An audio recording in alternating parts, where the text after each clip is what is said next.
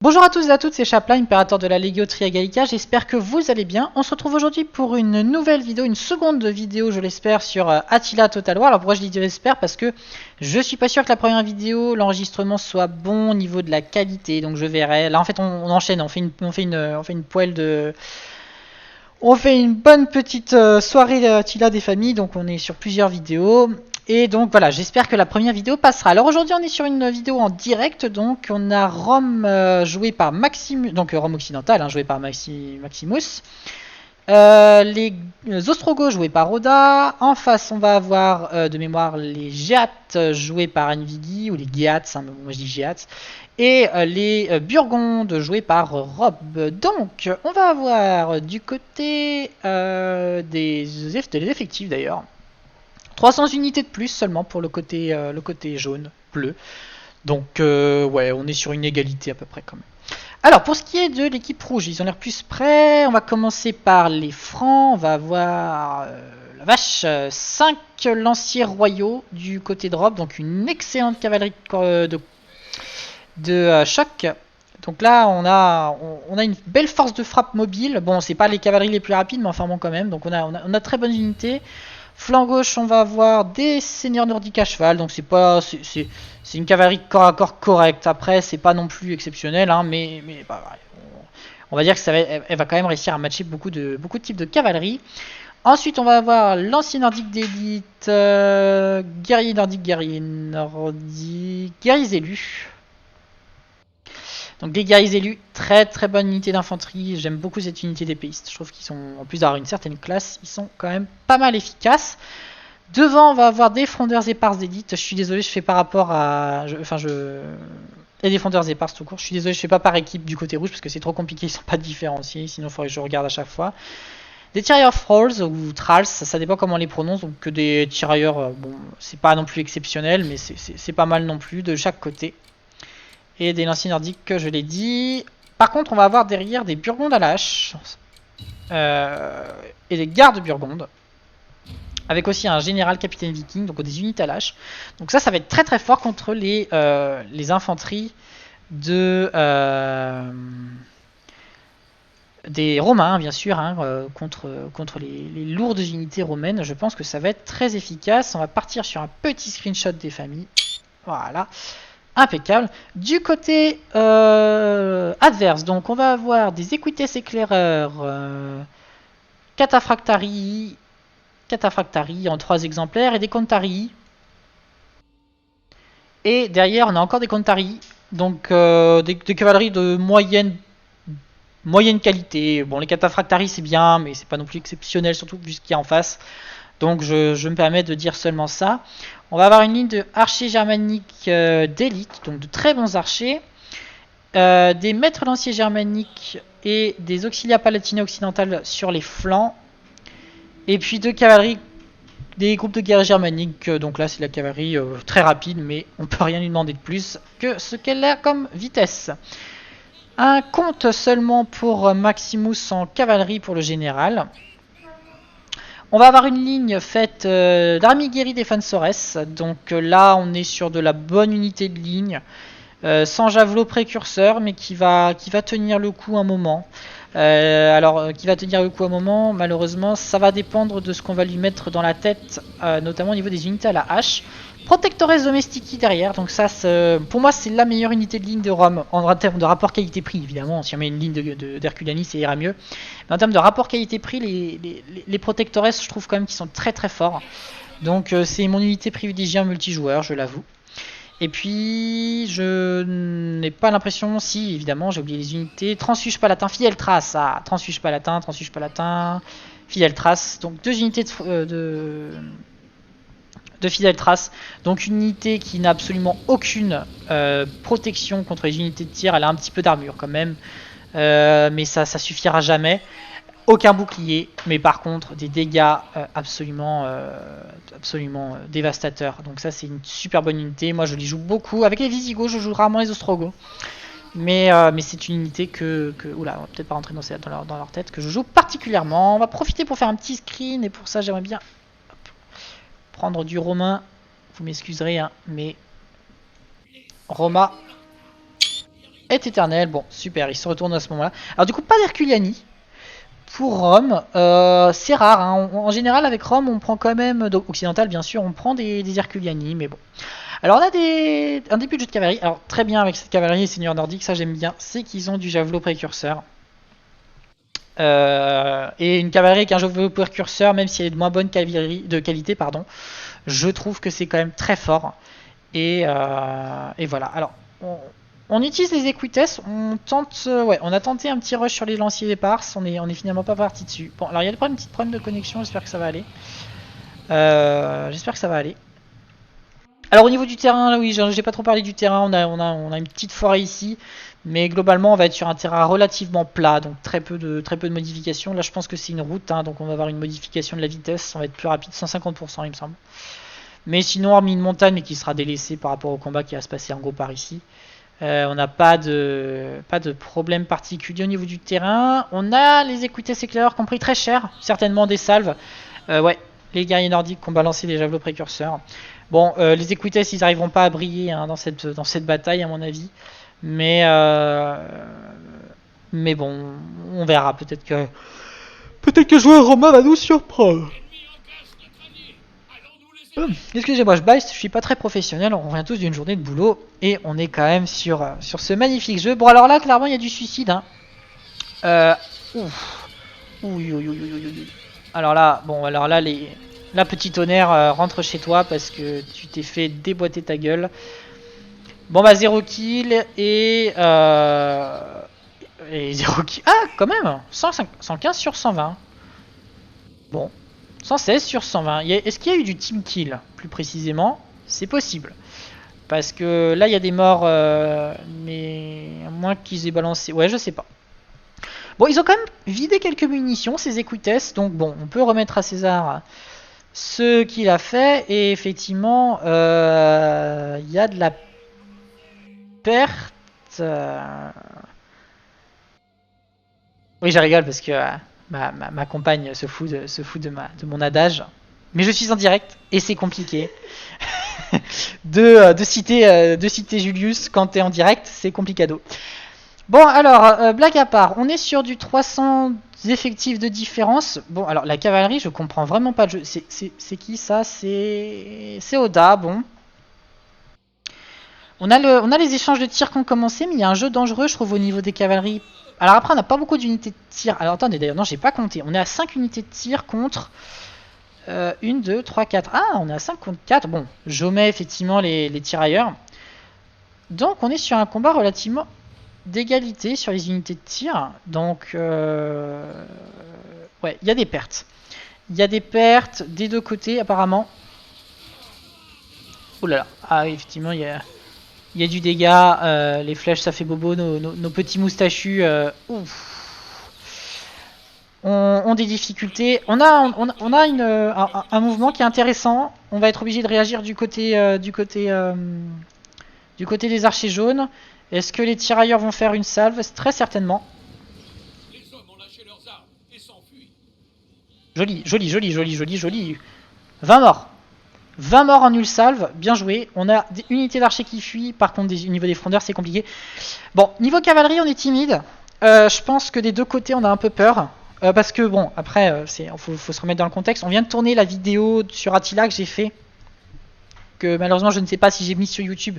Enfin, je la retraite en interne pour voir si elle peut être mise sur YouTube. Mais en tout cas, si elle n'est pas passée, j'espère qu'elle est passée. Il y a eu un gros combat de cavalerie et effectivement, comme d'habitude sur les Total War, vous allez me dire, mais ça s'est joué vraiment à là, où il y a une cavalerie qui s'en est sortie et ça a été très décisif. Donc il faut aussi se remettre dans le contexte, on sort d'une bataille comme ça, donc il y a peut-être un peu, voilà, c'est ce refroidissement à balancer sa cavalerie sur un gros combat de cavalerie. Ici, bon, là, c'est même pas une histoire de refroidissement, c'est une histoire que c'est pas possible. Hein. On a du Contari contre du lancier royaux. C'est même pas la peine d'essayer.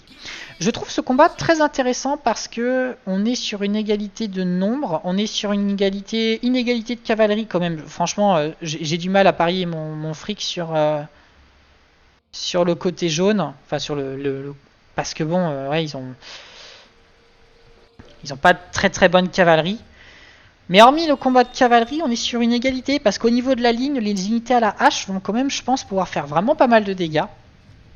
Alors, il y a une inconnue hein, dans l'équation, c'est quand même les archers germaniques d'élite qui, s'ils survivent avec autant de munitions, vont pouvoir faire des dommages assez importants sur les unités à la hache avant qu'elles arrivent au corps à corps. Donc ça, effectivement, c'est à prendre en compte. On verra ce que ça donne. On a les unités de tir qui continuent leur travail. Repli, tiens, repli des unités romaines. On se replie un petit peu. Quel est l'intérêt? Gagner du temps, peut-être. Les unités vont devoir traverser une plus grande zone avec les unités de tir qui vont les canarder. Je sais pas. Ici, on a un combat qui se prépare et on est en train de rassembler les forces. On a du Auxilia Palatina occidental contre des lanciers nordiques d'élite. Ah oui, bon, alors là, ça va être un combat assez serré, même si je pense que les Auxilia Palatina devraient gagner sur le long terme quand même. Bon. Ah, ça y est, on est en train de jouer. Les javelots précurseurs commencent à pleuvoir. On a quelques pertes, mais mineures. Ouais, de l'autre côté, je vérifie dans le coin de l'œil, c'est frileux. On hésite. Ah, ok. Interception des lanciers. Là, on va voir qui gagne parce qu'il y a un niveau quand même qui est donné aux Auxilia Palatina. Donc je sais pas si les Nordiques tiendront vraiment. On va voir. Wow. Général Burgonde chopé par la cavalerie. Alors attention parce qu'il est aux prises de tirailleurs, il y a des unités à lâcher en retour. Mais s'il pouvait lui faire du dégât assez rapidement, ça pourrait être utile. Combat de cavalerie lancé ici. Avantage pour l'équipe rouge, même si on a une unité de cavalerie qui est en difficulté ici. Ouais, équipe rouge en avantage ici. On a quand même du seigneur nordique et puis... ouais, c'est les seigneurs nordiques en 4 exemplaires. Donc une fois que le choc est passé, ils vont prendre l'avantage. Ouais, ok. On est annihilé. Niveau cavalerie, on est quand même annihilé du côté bleu ici. Il va y avoir peut-être des unités qui vont se reformer. Mais je pense que le combat était à éviter. Hein, parce que là, effectivement, bon, j'ai rien dit. Finalement, les lanciers nordiques prennent le dessus en 1 contre 1. Mais non, c'est quand même relativement égalité. Mais là, avec les Burgondes à l'âge qui se ramènent, malheureusement, c'en est assez rapidement fini des Auxilia Palatina.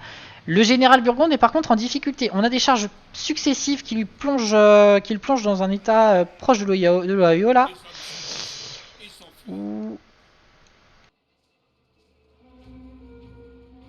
Ouais.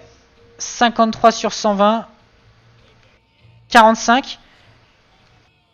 Pas d'intervention, hein. Pas d'intervention. Parce que ici, bon, le combat de cavalerie a été complètement gagné du côté rouge. On a quelques pertes, mais c'est mineur. Par contre, ici, tuer le général Burgonde avant le combat. Je rappelle qu'on est sur Attila. Hein. Sur Attila, tuer le général, c'est dévastateur. Ici, on a les unités de tir qui ont commencé un échange, mais voilà, on recule avec effectivement les lanciers royaux qui se rapprochent petit à petit. Bon, le général, l'unité en tout cas, semble être encore là. Alors malheureusement, en ligne... Enfin, quand je suis en observateur, je peux pas savoir s'il est mort, mais je ne pense pas. Parce que sinon, il y aurait un malus sur les troupes. Attendez, faut que je regarde des unités burgondes. Non, général à proximité, il est encore vivant. Donc, bon, je pense que c'est pas ce qui était voulu. Ok, on se met en position de défense. Cavalerie ici, lancier ici. Ok, on se prépare à mon avis à la charge. Je pense que ça va pas tarder à débuter. On a encore quelques munitions au niveau des unités de tir, mais à mon avis, elles vont être submergées. Il y aura des charges de cavalerie. Bon, alors là, il y a le mur qui embête peut-être un peu, mais c'est pas l'objectif de l'équipe jaune. Je les blâme pas. Hein, c'est... Ah! Oh! Général Burgonde fuit. Tiens, ça c'est bien. Alors, il est pas mort. Ah! Attendez, je me trompe peut-être. Parce que quand il dit général à proximité, c'est peut-être le bonus du capitaine viking d'Anzigi. Ah! Attendez, donc... Non, général en vie, c'est dit, mais il fuit. Bon, en tout cas, c'est quand même pas mal de l'avoir enlevé, même si ça a, à mon avis, coûté très cher et peut-être même trop cher. À voir comment ça se passe. Donc là, on va avoir les mouvements des seigneurs nordiques à cheval. Hein. Et il y a une coordination au niveau de cette cavalerie ici. On tente une charge sur des lanciers royaux avec des Contari. Ouh là là là là. 51 pour 60 impact à la charge, 9 de différence, c'est pas rentable. Et ça ne le sera pas. Malgré peut-être la volonté de les... Ouais, l'objectif c'était de les stationner ici pour que les unités de tir fassent des dégâts. Mais bon, il y a un peu de dégâts. Il y a un peu de dégâts. Ah, on a fait fuir les frondeurs. Ça c'est bien joué. Mais au niveau de la cavalerie, je suis pas sûr que c'était rentable. Pour l'instant, la cavalerie contourne complètement au niveau des seigneurs de guerre. Enfin, des seigneurs nordiques, pardon. Mais là, on va être totalement libre au niveau cavalerie du côté rouge. Et ça, c'est pas bon signe. On a un combat de cavalerie qui s'engage ici aussi. Au niveau de la ligne, c'est toujours... On se regarde. Ouais, mais là, ça va être compliqué. Hein. Ça va être compliqué parce que...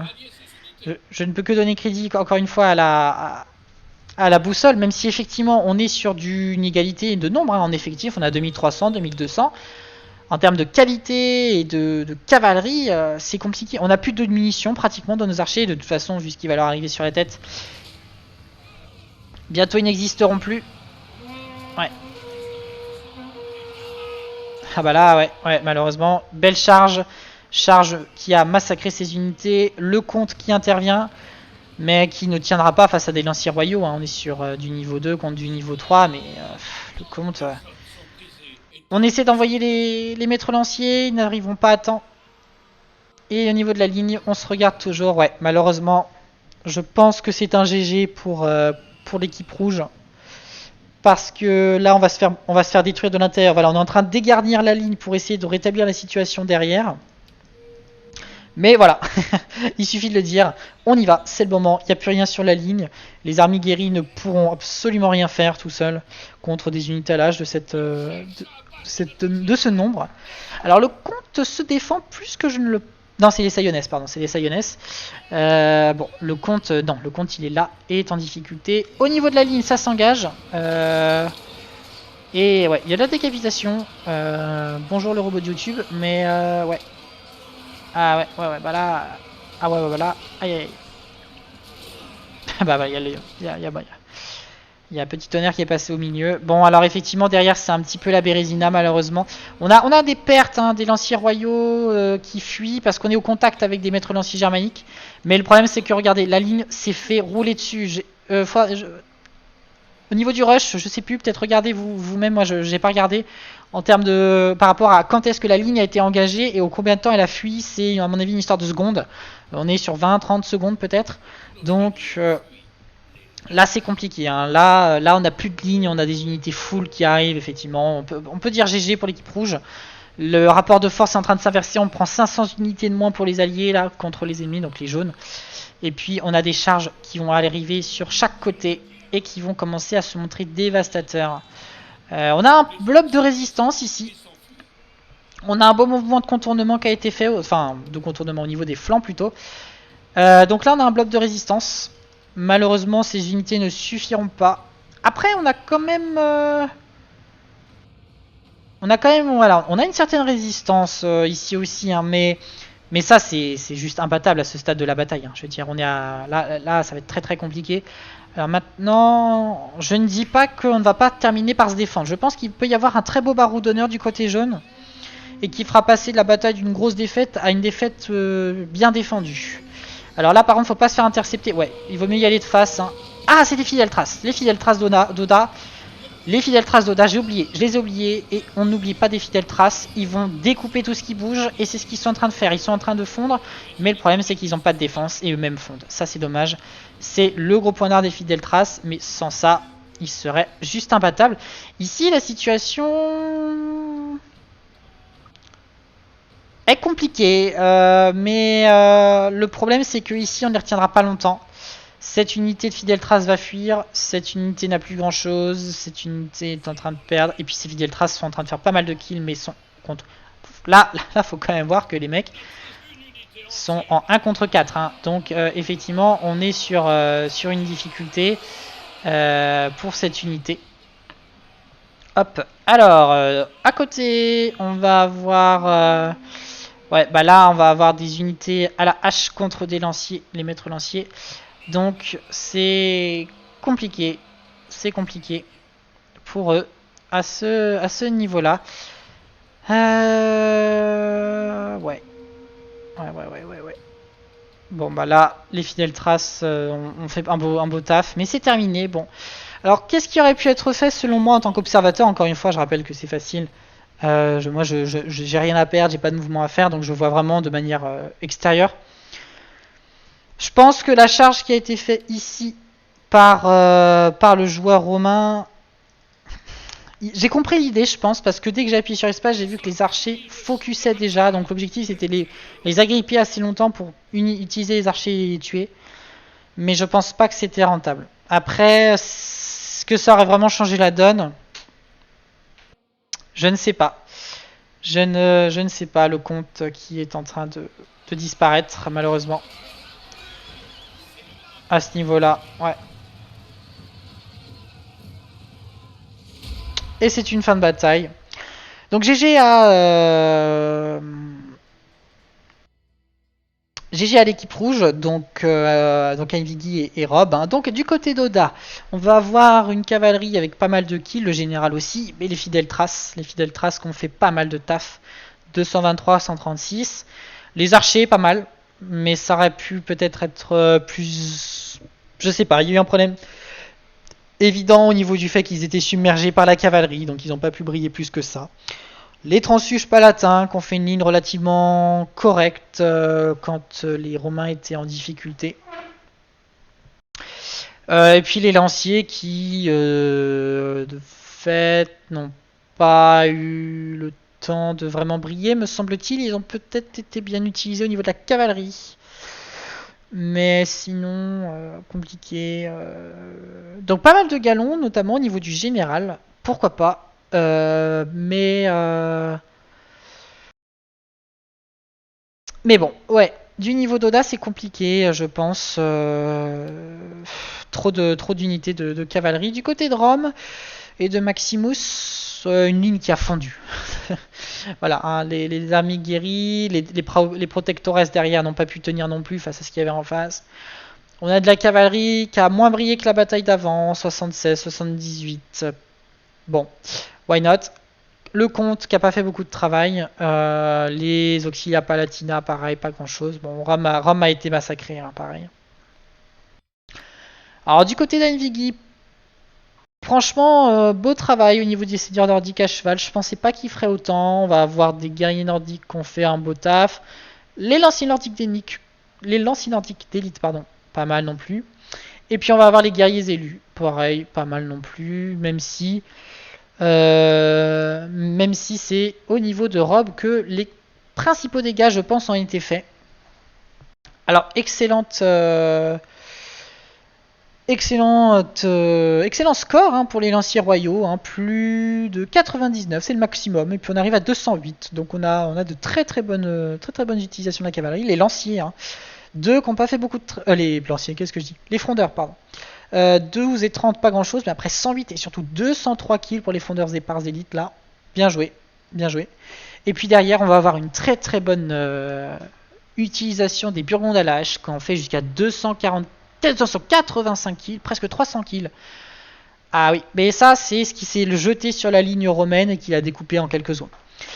Donc, ouais, bien joué à eux. Donc j'espère que cette vidéo vous aura plu. N'hésitez pas à vous abonner, à nous rejoindre sur le serveur Discord de la Legio Tria Gallica. Le lien en description. Et je n'ai plus qu'à vous souhaiter une bonne soirée. J'espère vous voir bientôt sur le serveur de la Legio Tria Gallica. C'était Chaplin, votre impérator dévoué.